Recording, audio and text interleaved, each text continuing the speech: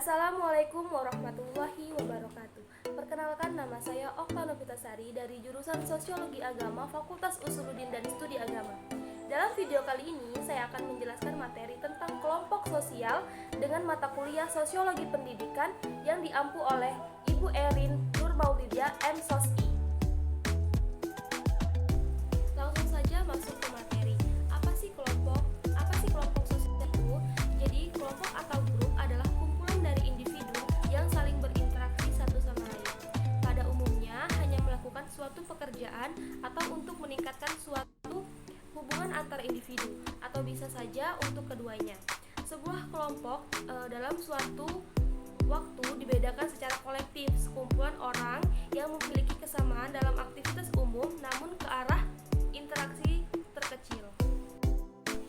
Di dalam kelompok sosial, menurut Baron dan Bryan, mempunyai syarat. Yang pertama adalah interaksi, dan yang kedua adalah interdependen, yang ketiga adalah stabil, keempat adanya tujuan yang dibagi, dan yang kelima adanya struktur dan persepsi.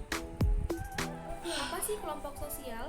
Kelompok sosial adalah kumpulan orang yang memiliki kesadaran bersama akan keanggotaan dan saling berinteraksi. Kelompok diciptakan oleh anggota masyarakat. Kelompok juga dapat mempengaruhi perilaku para anggotanya. Kelompok-kelompok sosial merupakan himpunan manusia yang saling hidup bersama dan saling ketergantungan dengan sadar dan tolong-menolong. Di dalam kelompok sosial memiliki ciri dan syarat. Yang pertama, terdapat dorongan atau motif yang sama antar individu satu sama dengan yang lainnya. Dan yang kedua, terdapat akibat-akibat interaksi yang berlainan terhadap individu satu dengan yang lain berdasarkan rasa dan kecakapan yang berbeda antara individu dengan yang terlibat di dalamnya. Kemudian adanya penegasan dan pembentukan struktur atau organisasi kelompok yang jelas dan terdiri dari peranan-peranan dan kedudukan masing-masing. Adanya peneguhan norma pedoman tingkah laku anggota kelompok yang mengatur interaksi dalam kegiatan anggota kelompok untuk mencapai tujuan yang ada. Adanya berlangsungnya suatu kepentingan, dan kemudian adanya pergerakan yang dinamik. Ada pula syarat dalam suatu kelompok sosial.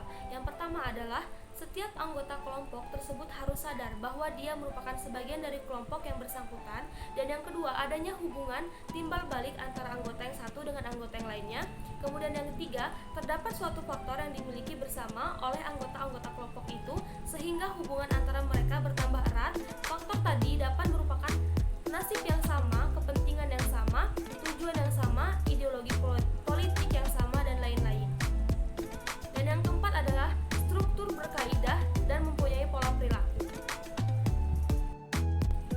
Di dalam kelompok sosial memiliki macam-macam.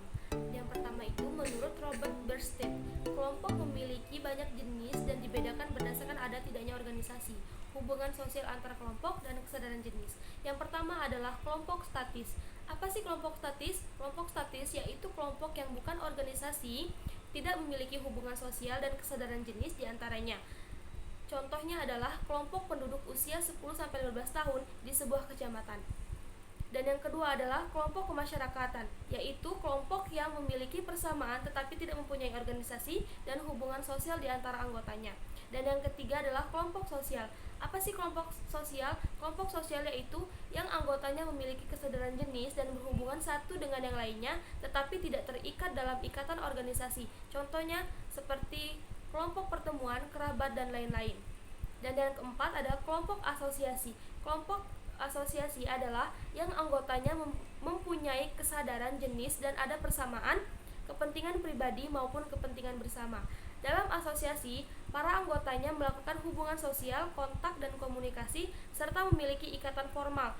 Contohnya seperti negara, ke sekolah, dan lain-lain. Kelompok sosial dapat dibagi menjadi beberapa macam. Yang pertama adalah kelompok primer. Apa sih kelompok primer?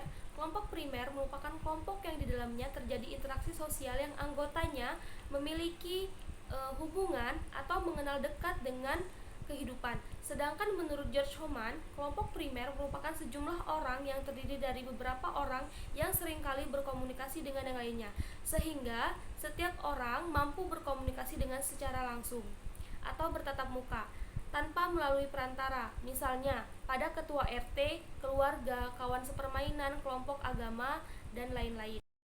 Yang kedua ada kelompok sekunder. Jika interaksi sosial terjadi secara tidak langsung, berjauhan dan sifatnya kurang kekeluargaan, hubungan yang terjadi biasanya bersifat lebih objektif. Misalnya, seperti partai politik, perhimpunan serikat kerja, dan lain-lain. Dan yang ketiga adalah kelompok formal. Pada kelompok ini ditandai dengan adanya peraturan anggaran dasar atau AD, anggaran rumah tangga atau ART. Yang ada, anggotanya diangkat oleh organisasi. Contoh dari kelompok ini adalah perubahan atau perkumpulan yang memiliki AD atau ART. Ada juga kelompok informal. Apa sih kelompok informal? Kelompok informal merupakan suatu kelompok yang tumbuh dari proses interaksi, daya tarik, dan kebutuhan seseorang. Keanggotaan kelompok biasanya tidak teratur dan keanggotaan ditentukan oleh daya tarik bersama dari individu dan kelompok. Kelompok ini terjadi pembagian tugas yang jelas, tetapi bersifat informal dan hanya berdasarkan kekeluargaan, dan ada juga yang dinamakan dengan in-group dan out-group. Summer membedakan antara in-group dan out-group. In-group merupakan kelompok sosial yang dijadikan tempat oleh individu-individunya untuk mengidentifikasikan dirinya. Kemudian ada out-group. Out-group merupakan kelompok sosial yang oleh individunya diartikan sebagai lawan in-group. Jelasnya kelompok sosial di luar anggotanya disebut out-group. Contohnya, istilah kita atau kami menunjukkan adanya artikulasi in-group, sedangkan mereka berartikulasi sebagai out-group. Kemudian ada juga paguyuban atau patembayan. Tonis dan Lomis menyatakan bahwa paguyuban ialah bentuk kehidupan bersama di mana para anggotanya diikat oleh hubungan batin yang murni dan bersifat alamiah serta kekal. Dalam hubungan tersebut adalah rasa cinta dan rasa persatuan batin yang memang telah dikodratkan. Hubungan seperti ini dapat dijumpai dalam keluarga, kelompok kekeluargaan, rukun tetangga, dan lain-lain. Patembayan adalah ikatan lahir yang bersifat pokok untuk jangka waktu yang pendek, bersifat imajiner, dan strukturnya bersifat mekanis. Sebagaimana terdapat dalam mesin, ia bersifat sebagai suatu bentuk dalam pikiran belaka. Contohnya, ikatan antara pedagang, organisasi dalam suatu pabrik, dan lain-lain. Ada dua faktor dalam pembentukan kelompok sosial. Yang pertama, adanya kedekatan, dan yang kedua adanya kesamaan. Sekian video penjelasan dari saya, kurang lebihnya saya mohon maaf. Ihdinas siratal mustaqim, wallahul muwaffiq ila aqwamit thoriq. Wassalamualaikum warahmatullahi wabarakatuh.